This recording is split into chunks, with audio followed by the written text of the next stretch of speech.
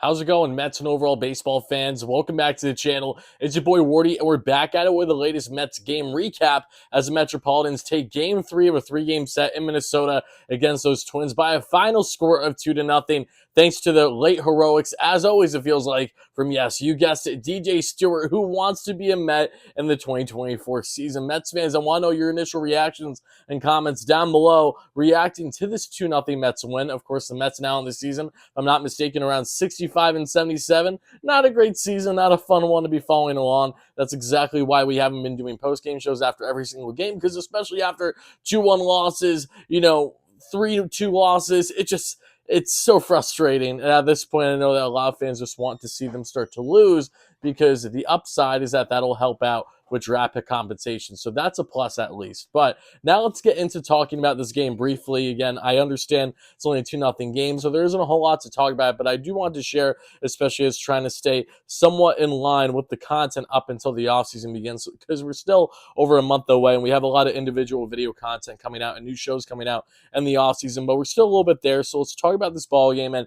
there isn't too much to get into. Tyler McGill, big drip shout out to Julie's mom, good friend of mine, and shout out to the entire McGill family. He came out and he did well today. 5 innings of 0 earned run ball. You gladly will take that. Only allowed 2 hits. He had himself 4 walks that he allowed. Again, the walk rate continues to be an issue, but not a big issue whatsoever. But then you look at Phil Bickford, Trevor Gott, Brooks Raley, even Adam Ottavino. Ottavino has been a heart attack, it feels like, every other time he's been out there this season. Had himself a jam of the ninth. Literally, as I told my dad, I'm like, okay, I'm going to get ready to talk about this Mets game for the first time in a couple days. He said, don't get your hopes up, because Ottavino's coming in the ninth. And I was watching, like, oh, no, you're right.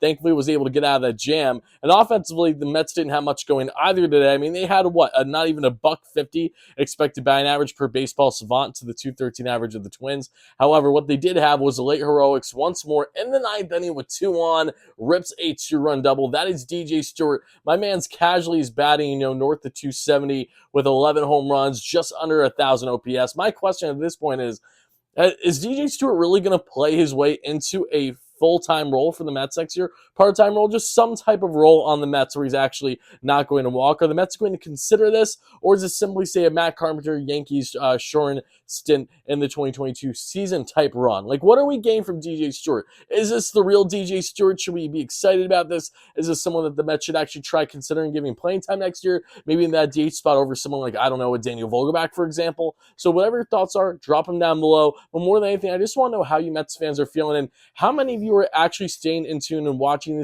these games inning by inning, even though we know that the Mets season has unofficially come to an end. I really want to know who's been the diehards out there watching every single game no matter what, who's been the fans out there that have just been, casually following along, trying to prioritize maybe their mental health a little bit more than Mets baseball this season. So make sure to drop them. And one more thing for you guys before I get out of here is also, let me know as we get closer to the off season, specifically what type of topics would you like to see discussed here on the channel, aside from what I already have planned. And we do have a lot coming this offseason that I'm excited for. But if there's anything specific that maybe we haven't done in years past that you'd like me to share, I will by all means do that. So drop those.